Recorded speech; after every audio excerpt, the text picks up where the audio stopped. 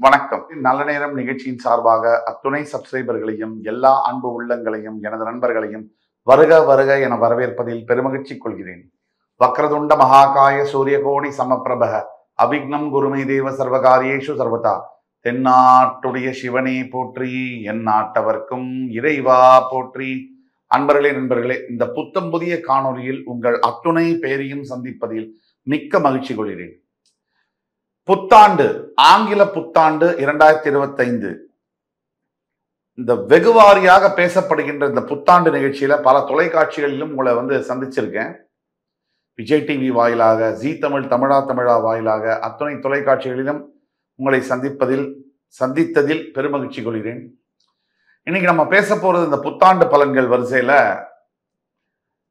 3 முக்கிய பயிற்சிகள் இருக்கக்கூடிய இந்த புத்தாண்டுல ரொம்ப மிகப்பெரிய ஒரு முக்கியமான ஒரு புத்தாண்டாக பார்க்கப்படுகிறது. ஆங்கில புத்தாண்டு வகையிலேயே இந்த ஆண்டு மிகப்பெரிய ஒரு கிரக மாற்றங்கள்லாம் இருக்கு.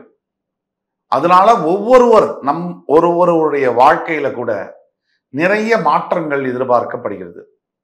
சிலருக்கு பல முன்னேற்றங்களையும் வெகு சிலருக்கு சில தடுமாற்றங்களையும் கொடுக்கக்கூடிய இந்த ஆண்டு எல்லா ஆண்டை விட சில வித்தியாசங்கள்ல ரொம்ப யூனிக்காகவும் ரொம்ப தனித்த தன்மையுடனும் இந்த ஆண்டு விலகுகிறது என்றால் அது மிகையல்ல. கிட்டத்தட்ட 30 வருஷத்துக்கு பிறகு சனீஸ்வர பகவான் தன்னுடைய முழு சுழற்சியை முடிக்கிறார். அதாவது அந்த ஒரு சர்க்கிள் மாதிரி மேஷராசியில கிட்டத்தட்ட 1995-96 ஆண்டு ஆரம்பிச்ச சனீஸ்வர பகவான் தன்னுடைய பயணத்தை 2025 ஆண்டு திருக்கணித பஞ்சாங்கப்படி மார்ச் 29 பயிரும் பொழுது மீனராசியை அடையும் பொழுது அவருடைய சுழற்சியை முடிக்கிறதுக்கான லாஸ்ட் ராசியாக அங்க நுழைகிறார். அவ்வளவு முக்கியமான ஒரு பயிற்சிகள், குரு பயிற்சி, ராகு கேது பயிற்சி போன்ற பல பயிற்சிகள் இடம்பெறுகிறது. இதுல ராஜாதி ராஜயோகம் பெறும் 3 ராசிகள் என்ன சார்? இந்த வருஷம் நல்லா இருக்கு சார். இந்த வருஷத்துல எந்தெந்த ராசிகளுக்கு ஃபர்ஸ்ட் கிளாஸா இருக்கும் அந்த முதல்ல சொல்லுங்க சார். அந்த கேள்விக்கான பதில் இந்த வருஷம் 2025 ஆங்கில புத்தாண்டு வரிசையில ராஜாதி ராஜயோகம் பெறும் ராசிகள் வரிசையில முதல் ராசியாக வருவது ரிஷபராசி. ரிஷபராசிக்கு தற்சமயம் வரை 10ஆம் இடத்திலிருந்து வந்த சனி பகவான் 11ஆம் இடம் என்று சொல்லக்கூடிய மீனராசிக்கு பெயரும் போது லாபஸ்தானத்தில் வரக்கூடிய சனி பகவான், அதாவது ராசிக்கு 3, 6, 11 இந்த இடங்கள்ல சனீஸ்வர பகவான் சஞ்சரிக்கும் பொழுது ராஜயோகத்தை தவிர்க்காமல் தருகிறார். லாபஸ்தானம்னா என்ன? சோர்ஸ் ஆஃப் இன்கம், பணம் எங்கிருந்து வரும், ஒரு மனிதனுடைய வாழ்க்கையில எத்தனை பணம் சம்பாதிப்பார், பணவரவை வச்சுதான் நீங்க வாழ்க்கை. பணம் இல்லைன்னா ஒரு மரியாதை இல்லை. பணம் நிறைய இருந்தா நமக்கு நம்மள தெரியறது இல்லை, பணம் நம்ம கிட்ட இல்லைன்னா யாருக்குமே நம்ம தெரியறது இல்லை. அந்த வகையில இந்த லாபஸ்தானத்தில் இருக்கக்கூடிய சனி பகவான், வரக்கூடிய சனி பகவானால் 3ஆம் பார்வையாக ரிஷபராசியை பார்ப்பார். மிகப்பெரிய யோகங்களை தருவார். ஏன்னா ரிஷபத்திற்கு சனி யோகாதிபதி, அதாவது பாக்யஸ்தானத்திற்கு அதிபதி. இப்படி பல யோகங்களை 30 வருஷத்துக்கு ஒரு தடவை இந்த 3, 6, 11 7 வருஷங்கள் மிகப்பெரிய யோகங்களை தரக்கூடிய வகையில சனி பகவான் எந்த ராசிக்குமே வேலை செய்வார்.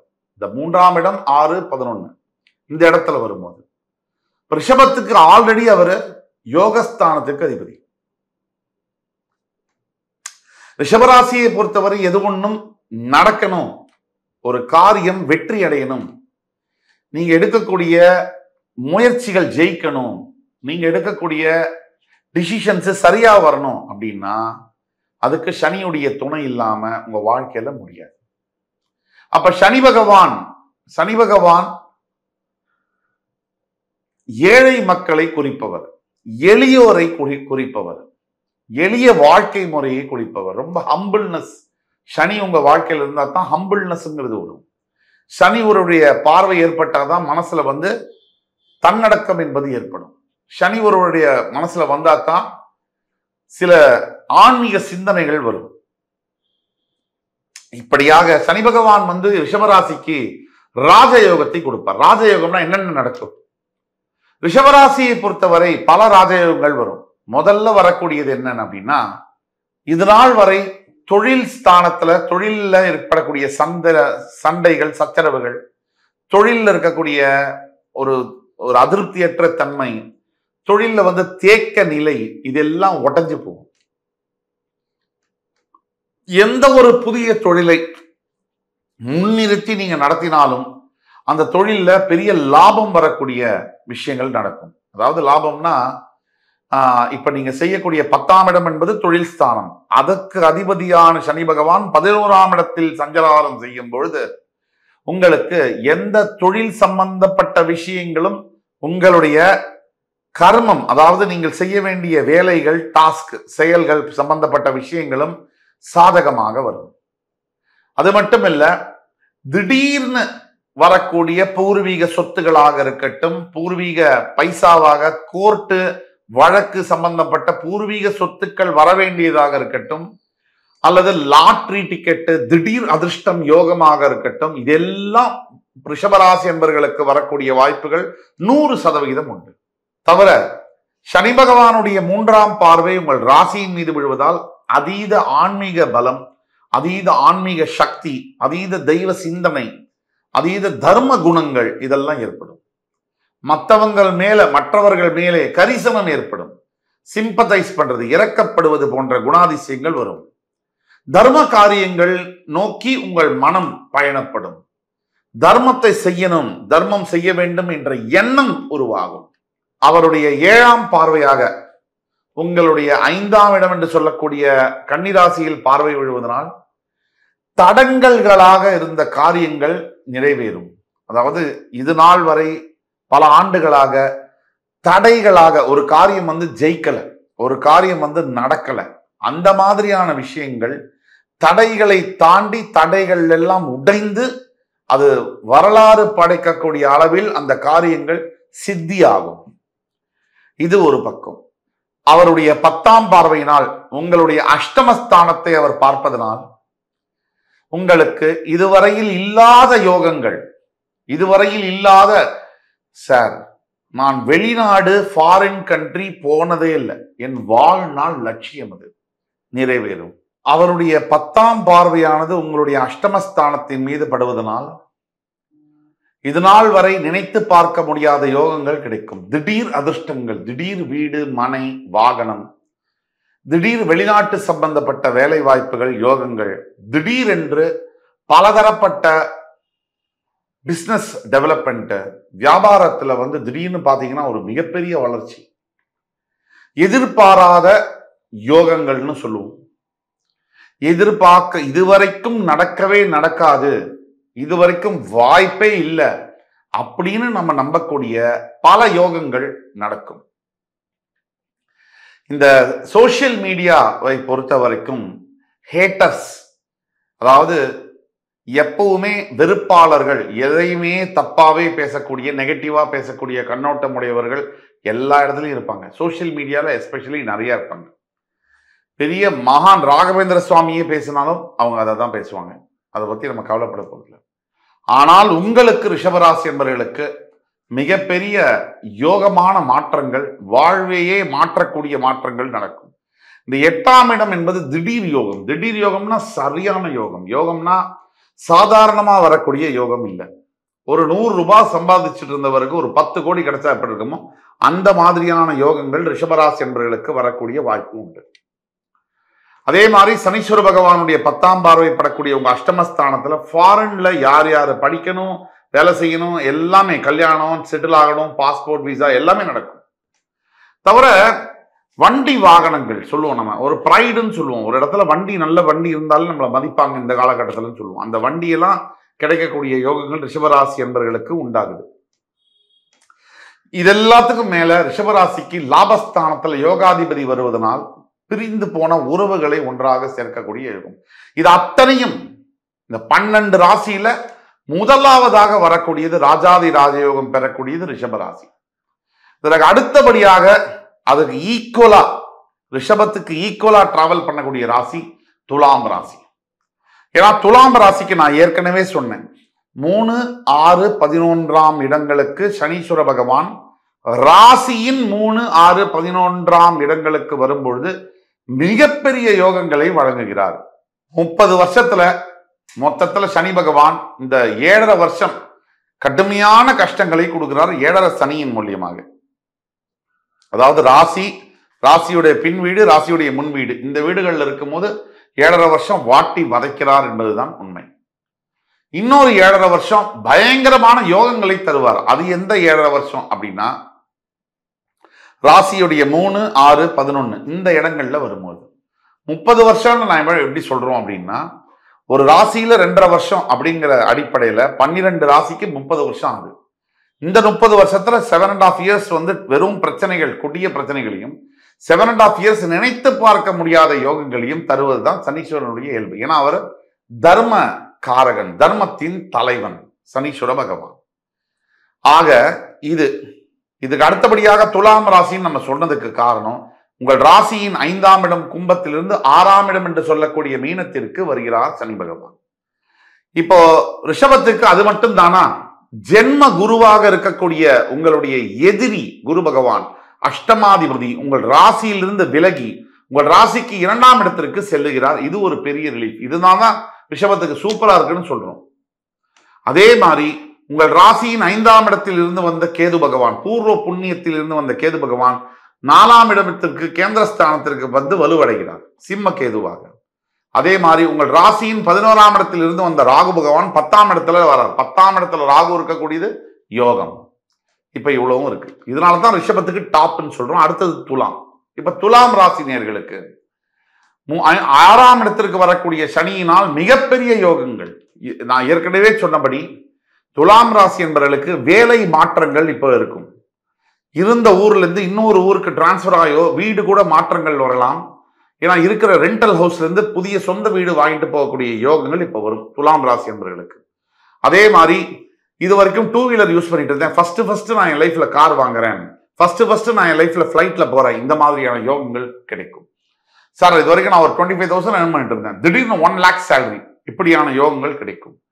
இது ஏன்னா 5ஆம் இடத்திலிருந்து 6ஆம் இடத்திற்கு வரக்கூடிய சனி பகவான் தன்னுடைய 3ஆம் பார்வையால உங்களுடைய அஷ்டமஸ்தானத்தை பார்க்கிறார். திடீர் யோகம்னா மிகப்பெரிய யோகங்களை குறிப்பது அஷ்டமஸ்தானம். அந்த மாதிரியான மிகப்பெரிய புதையல் கிடைக்கிறது, அதிர்ஷ்டமான யோகங்கள், மிகப்பெரிய வேலை மாற்றங்கள், பெரிய சம்பளம், நல்ல பதவிகள், இதெல்லாம் கொடுக்கக்கூடியது சனி பகவான். தன்னுடைய 7ஆம் பார்வையால உங்களுடைய 12ஆம் வீட்டை பார்க்கும் பொழுது கண்டிப்பாக உயர் பதவிகள், உயர் இதெல்லாம் கொடுப்பார். அதாவது வெளிநாடு சம்பந்தப்பட்ட டிராவல்லாம் கொடுத்தாலும் உயர் ரத்த அழுத்தத்தையும் கொடுக்கக்கூடிய வாய்ப்புகள் உண்டு. பிபி சம்பந்தப்பட்ட விஷயங்கள், டயபெட்டிஸ் சம்பந்தப்பட்ட விஷயங்கள்ல கேர்ஃபுல்லா இருக்கணும். அதே மாதிரி தன்னுடைய 10ஆம் பார்வையால் உங்களுடைய உபஜயஸ்தானத்தை பார்ப்பதனால் உங்களுடைய பஞ்சமாதிபதி பூர்வ புண்ணியத்திற்கு அதிபதியான சனி பகவான் உங்களுடைய 3ஆம் இடம் என்று சொல்லக்கூடிய உபஜயஸ்தானத்தை பார்ப்பதனால் நீங்க எடுக்கக்கூடிய எல்லா முயற்சிகளும் அடுத்த 2.5 வருஷத்துக்கு டாப் கிளாஸா ஜெயிக்கும். நல்ல முயற்சிகள் இப்ப எடுத்தீங்கன்னா, ஸ்பெஷலி துலாம் ராசியில் பணியாற்றக்கூடிய வக்கீல்கள், நீதிபதிகள், காவல்துறை அன்பர்கள், துலாம் ராசியில் இருக்கக்கூடிய அரசியல் மாமன்ற தலைவர்கள், துலாம் ராசியில் இருக்கக்கூடிய பல தொழிலதிபர்கள், துலாம் ராசியில் இருக்கக்கூடிய மிகப்பெரிய விவசாயிகள், விவசாயம் சார்ந்த தொழில்களில் இருப்பவர்கள், ஹோட்டல் அதிபர்கள், இவர்களுக்கெல்லாம் ஒரு பொற்காலம் அப்படின்னு சொன்னா அது மிக இல்லை. அப்ப துலாம் ராசி இப்படி இருக்கு. வேற என்ன துலாம் ராசிக்கு அப்படின்னா, உங்கள் ராசியில் தான் சனி பகவான் உச்சம் பெறுகிறார். அவர் போய் ராசிக்கு 6ஆம் இடத்துல பாவகிரகமானவர் மறையும் பொழுது திடீர் யோகம், எதிரிகளை வெல்லக்கூடிய யோகம்.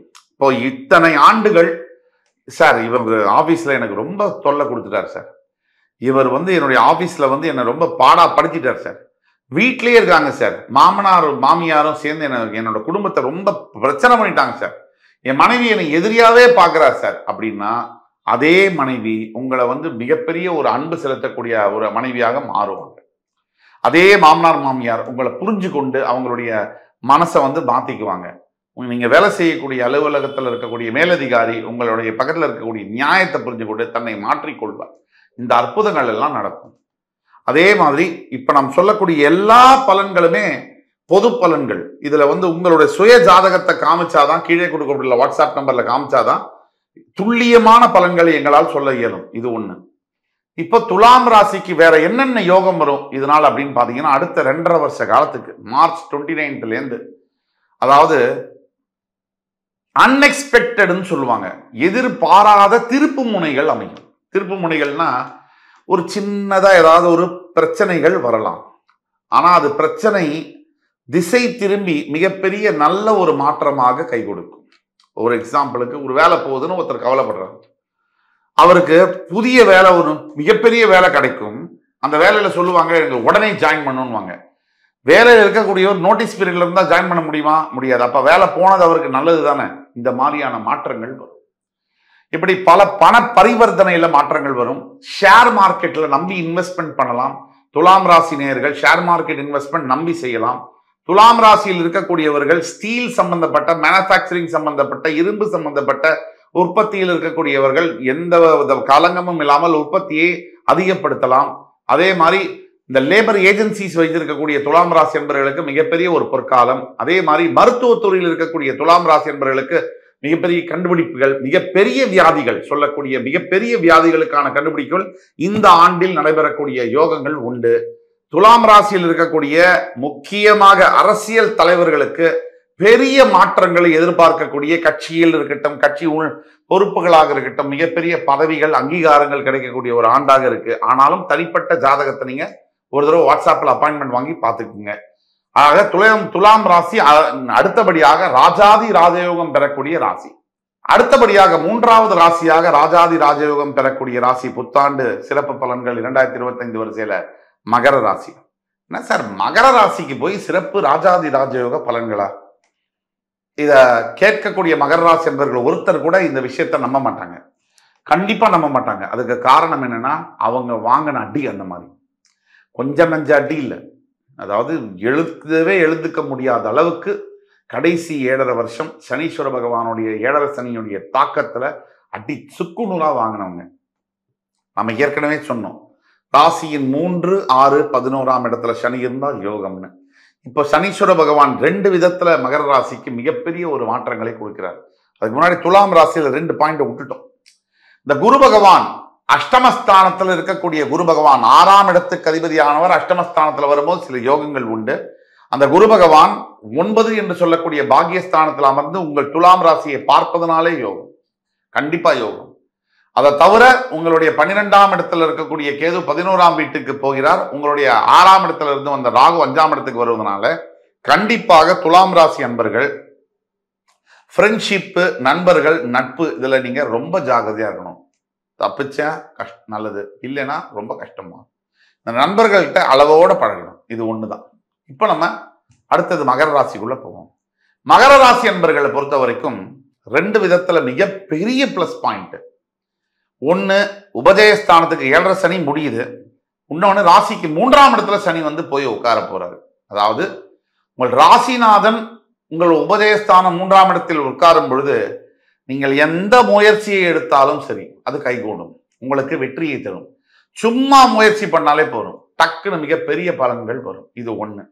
உங்களுடைய 3ஆம் இடத்தில் உட்கார்ந்த சனி பகவான் தன்னுடைய 3ஆம் பார்வையால் உங்களுடைய 5ஆம் இடத்தை பார்க்கும் பொழுது உங்கள் ராசிநாதன் உங்கள் ராசியுடைய பஞ்சமஸ்தானம் பூர்வ புண்ணியத்தை பார்க்கும் பொழுது, அதாவது இது நமக்கெல்லாம் நடக்காது சார், இதெல்லாம் வாய்ப்பே இல்லை சார் அப்படின்னு மகர ராசி நண்பர்கள் நினைக்கக்கூடியது. ஏன்னா கடந்த 7.5 வருஷம் நீங்க பட்ட அவஸ்தையுடைய காரணம் கூட அதெல்லாம் நடக்கும். அதெல்லாம் நடக்கும். எது நடக்கும் அப்படின்னா, அதாவது சார் மிகப்பெரிய ஒரு பிரச்சனை சார், ஆபீஸ்ல வந்து பாத்தீங்கன்னா வேலை போகுது அப்படிங்கிற சிச்சுவேஷன்ல இருந்து மாறி அதே ஆபீஸ்ல ப்ரமோஷன் கிடைச்சா நடக்குமா? ஆனா அது நடக்கும். இப்ப அது ஒரு பக்கம் சார். இன்னொரு பக்கம் வந்து பாத்தீங்கன்னா இந்த கடன், ஐயோ இந்த கடன்ல இருந்தாலும் என் லைஃப்ல நான் மீள முடியாது, இனி அந்த கடன்ல இருந்து மீண்டு வர சான்ஸே இல்லை, அந்த கடன்ல இருந்து நீங்க மீண்டு வர போறீங்க இதே வருஷம். இதுவும் நடக்கும் சார். அதே மாதிரி குழந்தை பாக்கியம் சார், நான் வந்து கல்யாணம் ஆகி சார் ஒரு 5-6 வருஷம் ஆச்சு சார், ஐவிஎஃப்ல இருந்து எல்லாமே ட்ரை பண்ணிட்டேன் சார், எதுவுமே கிடைக்கல. ஆனா டெஃபினட்டா இந்த ஆண்டு குழந்தை பிறக்கக்கூடிய பாக்கியங்கள் உண்டு. அதே மாதிரி சார் எனக்கு வந்து கல்யாணம் திருமணம் ஆச்சு சார், கணவன் மனைவிக்குள்ள ரொம்ப பிரச்சனை சார், வாழவே பிடிக்கல சார், சுத்தமா பிடிக்கல, விவாகரத்து பண்ணவும் பிடிக்க முடியல, வாழவும் பிடிக்க முடியல, என்ன பதில், இதுக்கு என்ன சொல்யூஷன் தெரியல. இந்த மாதிரி இருக்கக்கூடிய துலாம் ராசி அன்பர்களா நீங்க எடிட் பண்ணீங்க, இந்த மாதிரி இருக்கக்கூடிய துலாம் ராசி அன்பர்களா, மகர ராசி அன்பர்களா, இந்த வீடியோ கண்டிப்பா நீங்க பார்க்கணும். மகர ராசி அன்பர்களுக்கு 7.5 சனியினால் வந்த அத்துணை தாக்குதல்கள் இது ரொம்ப முக்கியமான தாக்குதல். கூட இருக்கவும் பிடிக்கல, கணவன் மனைவி, மனைவியோட கணவன் சேர்ந்து வாழவும் பிடிக்கல, ஆனா பிரியவும் மனசு இல்லை. ஏன்னா அருமையான குழந்தைகள், ஏதோ ஒரு பிரச்சனை, சங்கடம் இருக்கு, ஆனா சேர்ந்து வாழவும் பிடிக்கல, மனசுல ஒரு வெறுப்பும் இருக்கு. இது ரெண்டும் நடுவுல ரொம்ப தினமும் ரொம்ப கடினமா இருக்கு நாளை கழிக்கிறது. இதுக்கு நம்மள ஆபீஸ் தொல்லை வேற, உடம்பு பிரச்சனைகள் வேற. இது எல்லாத்திலும் உங்களுக்கு சொல்யூஷன் கிடைக்க போகுது. கணவன் மனைவி புரிஞ்சுக்கிட்டு இந்த கஷ்டங்கள் எல்லாம் துன்பங்களை எல்லாம் மறந்து சேர்ந்து அருமையா நீங்க வாழ போறீங்க. அதுக்குண்டான பிகினிங் ஆரம்பிச்சிருக்கு. இப்ப நாம் சொல்லக்கூடிய இதெல்லாம் பொது பலன்கள், தனிப்பட்ட உங்களுடைய ஜாதக பலன்கள். கண்டிப்பாக 60% அதுதான் ஒர்க் பண்ணும். இப்ப நம்ம சொல்லக்கூடியது 30 முதல் 40% வேலை செய்யும். அப்ப இந்த மாதிரி இருக்கு. ஸோ உங்களோட ஜாதக பலன்கள் தெரிய கீழே கொடுக்குள்ள வாட்ஸ்அப் நம்பரை எங்களை தொடர்பு கொண்டு அப்பாயின்மெண்ட், ஆன்லைன் அப்பாயின்மெண்ட் தான், அதை வாங்கி தான் நீங்க கன்சல்டேஷன் பண்ணணும். இப்படி இருக்கு. ஆக இந்த மகர ராசி என்பவர்களுக்கு முதல் பாயிண்ட் என்னன்னா, ஒரு பெரிய ரிலீஃப் இருக்கும், மிகப்பெரிய ரிலீஃப், ஒரு நிம்மதி பெருமூச்சு விட தோன்றும். இது ஒண்ணு. செகண்ட் விஷயம் என்னன்னா, மகர ராசிக்கு நெத்தியில் அடிச்ச மாதிரி நீங்க எந்த விஷயத்தை எடுத்து முன்வைக்கிறீங்களோ அந்த பாயிண்ட் ஜெயிக்கும். அந்த முயற்சி, அந்த செயல் வெற்றி பெறும். இது ரெண்டு. உங்களுடைய சனி பகவான் 3ஆம் பார்வையால பஞ்சமஸ்தானத்தை பார்க்கிறார். அவருடைய 7ஆம் பார்வையால உங்களுடைய பாக்கியஸ்தானத்தை பார்க்கக்கூடியவர் சனி பகவான். அப்படிங்கிறதுனால பாக்கியம் கன்னியாக இருக்கிறதுனால நினைச்சே பார்க்க முடியாத யோகங்கள் கிடைக்கும். ஒரு டபுள் ப்ரமோஷனோ, ஒரு மிகப்பெரிய ஒரு பெண் மனைவியா வரக்கூடியதோ, அதாவது இந்த பொண்ணெல்லாம் நம்ம கல்யாணம் பண்ணிக்க முடியுமா, அந்த மாதிரி ஒரு அலையன்ஸ் வரும். இவரெல்லாம் நம்ம கல்யாணம் பண்ணிக்க முடியுமா, அந்த மாதிரி ஒரு அலையன்ஸ் பெண்களுக்கும் கிடைக்கும். அப்படிப்பட்ட வரன் அமையக்கூடிய வாய்ப்புகள் உண்டு. அழகான குழந்தை பிறக்கக்கூடிய யோகங்கள் இந்த காலகட்டத்தில் நடக்கும். அது ஒண்ணு. அதே மாதிரி அவருடைய 10ஆம் பார்வையால் உங்களுடைய 12ஆம் வீட்டை பார்ப்பதனால் கண்டிப்பாக ரிஷபம், துலாம், மகர ராசி என்பவர்களுக்கு வெளிநாடு சம்பந்தப்பட்ட வாய்ப்புகள் அதிகமாக வரும். அதிகமாக ஃபாரின் போறது, அதிகமாக விசா எடுக்கிறது, அதிகமாக ஃபாரின்ல செட்டில்மெண்ட் ஆகலாம்னு பார்க்கறது, பிசினஸ் தொடங்கக்கூடியது, எக்ஸ்பேன்ஷன் பண்ணது, எக்ஸ்போர்ட் இம்போர்ட் முக்கியமா. ஆக மகர ராசியில் இருக்கக்கூடிய டெக்னீஷியன்ஸ், அதாவது பிஹைண்ட் த ஸ்கிரீன்ஸ் இருக்கக்கூடியவர்கள், சினிமாவில் ஃப்ரண்ட் எண்ட்ல ஆக்டர்ஸாக அது மாதிரிலாம் இருக்கலாம பேக் த ஸ்கிரீன் இருக்கக்கூடிய டெக்னீஷியன்ஸ், கேமராமேனாக இருக்கட்டும், சினிமாட்டோகிராஃபர்ஸாக இருக்கட்டும், ஸ்கிரீன் பிளே ரைட்டர்ஸாக இருக்கட்டும், இவங்களுக்கெல்லாம் ஒரு பொற்காலம்னு சொல்லலாம். ஆக இந்த மாதிரி இருக்கு. ஆக ராஜாதி ராஜயோகம் புத்தாண்டுல ரொம்ப நல்லா இருக்கக்கூடிய ராசிகள் 12 ராசிகள் எதுன்னா, நம்பர் 1 ரிஷபம், துலாம் அண்ட் மகரம். 3 பேருக்குமே ஈக்குவலா இருக்கு. 3 பேர்லயும் டாப் எது அப்படின்னு நம்ம பார்த்தோம்னா ரிஷப ராசின்னு சொல்லலாம். அதுல மகரத்துக்கும் துலாமுக்கும் ஓரளவுக்கு ஈக்குவலா இருந்தாலும் ரிஷபம் அதை விட கொஞ்சம் ஒரு படி மேல போய் அசத்துறாங்க அப்படின்னு சொன்னா அது மிக இல்லை. நேர்களே, இந்த வீடியோ உங்களுக்கு பிடிச்சிருக்கும்னு நம்புறோம். உங்களுக்கு ஃப்ரெண்ட்ஸ், ஃபேமிலிஸ் அண்ட் ரிலேட்டிவ்ஸ்ல யாராவது ரிஷபம், துலாம், மகரம் இருந்தால் தயவு கூர்ந்து இந்த வீடியோவை ஃபார்வர்ட் பண்ணுங்க. இந்த வீடியோ உங்களுக்கு பிடிச்சிருந்ததுன்னா லைக் பண்ணி, கமெண்ட் பண்ணி, மறக்காம சப்ஸ்கிரைப் பண்ணுங்க. அடுத்து வரும் காணொலியில் மறுபடியும் உங்கள் எல்லோரையும் சந்திக்கும் வரை உங்களிடமிருந்து விடைபெறுவது உங்கள் சுபாஷ் பாலகிருஷ்ணன். நன்றி, வணக்கம், வாழ்க வளமுடன்.